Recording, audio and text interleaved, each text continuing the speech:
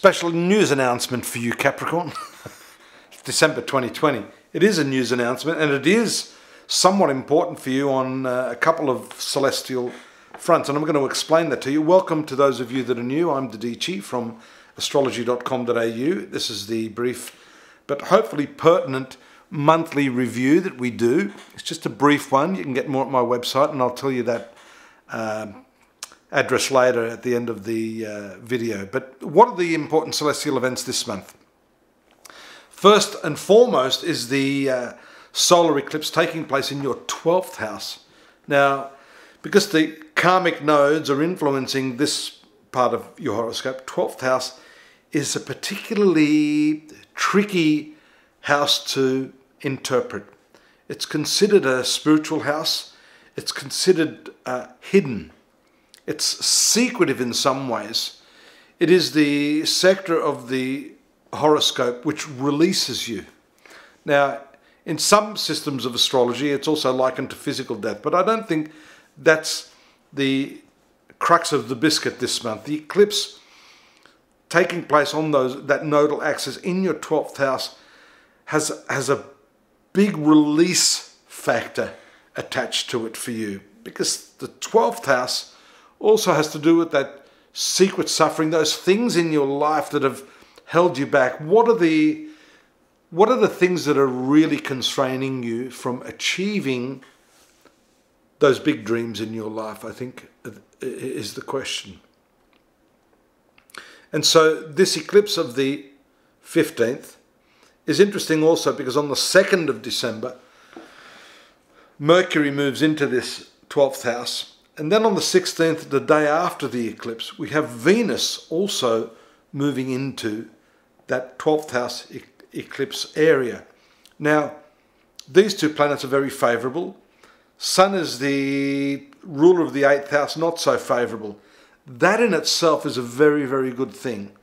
12th house is not a favourable house. Sun is not a favourable planet. Therefore, a planet, especially getting eclipsed, loses its power to malefically influence you. In other words, a negative times a negative is a positive. It's like that mathematical principle.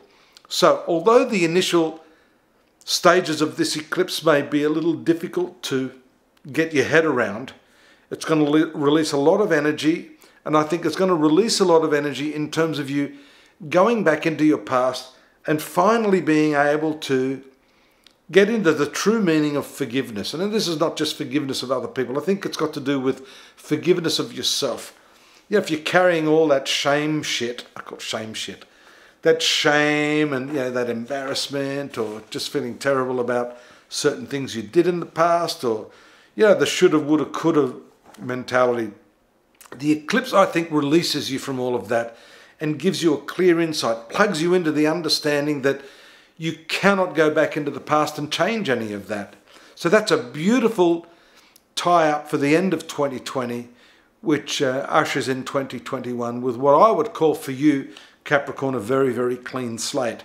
Now, the other thing we see is that debilitated Jupiter that has been sitting in your sun sign all throughout 2020, which has really knocked the luster off your energy. That is moving, along with your ruler, Saturn, into the better sign of Saturn, which is Aquarius, your 2nd house, the house of material values, finance, income.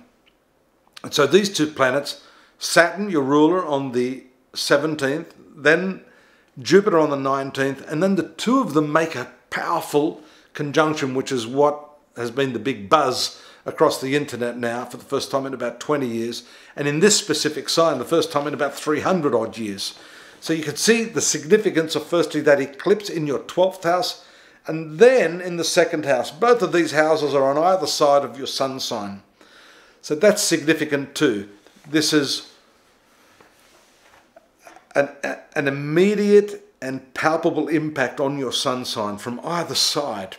A lot of Western astrologers don't see those two signs impacting your sun sign, but it certainly does. Also, the fact that the Jupiter-Saturn energies move away from Pluto, which is still, no doubt, transiting your sun sign, that is going to take a lot of pressure off you, Capricorn. Trust me, I think Christmas for you this year, you're gonna feel a palpable difference to what was happening in the last few months. So therefore, the beginning of 2021, I think for you is going to be just a breath of fresh air, new hope, new opportunities, especially in the financial area. One thing that's come to me is you've got to watch your left eye a little bit with that eclipse. If you're having any trouble there, check your eyesight, dental areas as well, and the lower part of the body, which is your feet and your toes, that type of thing. So they are what I would call the important punctuations in the celestial timeline for December 2020 for you, Capricorn. Now, I mentioned that I'd give you the address. That's astrology.com.au. I'm putting together the yearly horoscopes in written form. I'm going to be back in January to give you the special January edition, which is going to look at that and give you the year in focus. And don't forget, if you want to be alerted to that, it's a good idea to subscribe here. Drop me a line if you want a personalised reading. We can organise that. And by all means, have a Merry Christmas. Let's forget 2020 now. We're moving forward. Look forward, not backwards. I will be back. I hope you'll be back to join me. Stay safe, and I hope Santa brings you everything you desire. Take care. Bye-bye now.